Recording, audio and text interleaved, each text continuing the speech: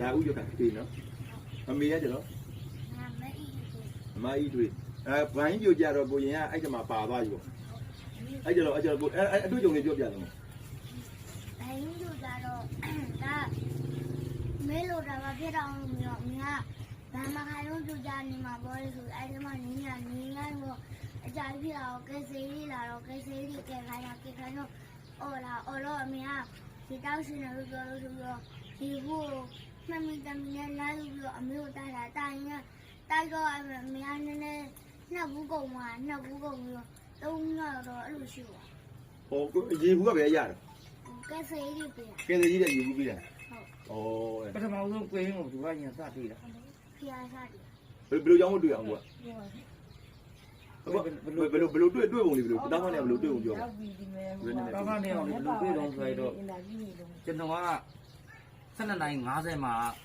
ဒီကံကအရင်စတော့အပြင်းထန်လှုပ်လိုက်တာ12:50 12:50ဆိုတော့1:20မှာကျွန်တော်ရွာတွေကပြုတ်ရဲပြန်လာတဲ့ကျွန်တော်ရွာမိတ်ဆွေပေါ့တူကပြန်လာတော့ကံဘောစားပိုင်ကြီးပြိုကျသွားတယ်ဆိုတော့ကျွန်တော်မိန်းမနဲ့ကျွန်တော်သားနဲ့ကဗန်ထုတ်ခိုင်းလိုက်တာလေ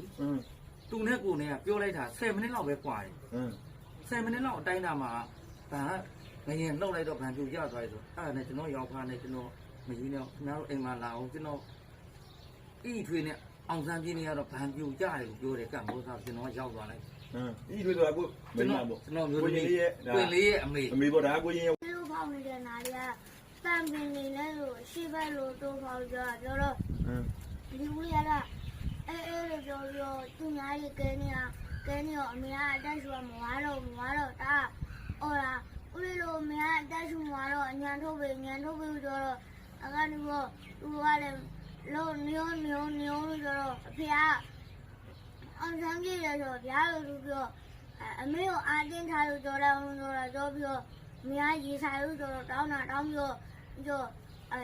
အပေါက်ဖွင့်ဖို့လေအဲ့ဒီတော့အဖေလို့အဲ့ကြောက်တူးလဲဆက်သွားပြီးလို့တော့ဦးလေးကသွားယူပြီးတော့ဆန်းရတော့အဲ့နောက်ပါဆရာဝင်ပြီးတော့ဖောက်တော့တောက်ဖောက်တော့များရှိသွားပြီဟုတ်လားဘယ်နိုင်လောက်ဖြစ်သွားပြီ10 နာရီ7လောက်ရှိသွားပြီအဲ့ကိုတော့ပိုက်ဆံနေမရခဲ့ဘူးမထုတ်ခဲ့ရဘူးမထုတ်ရဘူးအဲ့ကျတော့အမေကလည်းဘယ်အချိန်မှကိုရင်က10 နာရီလောက်မှဘယ်လောက်လဲ10 နာရီ10 နာရီလောက်ကိုရင်ကထွက်လာခဲ့လူပေါ့နော်ကျွန်တော်နော်အဲ့ကျတော့အမေကကျတော့ဟိုပေါ့ဆုံးသွားရဘယ်လိုတော့ကိုရင်မဆုံးသေးဘူးအဲ့ဘယ်အချိန်မှကျတော့ဘယ်လိုကြောက်အပြင်မဲ့ဆုံးသွားတော့ကို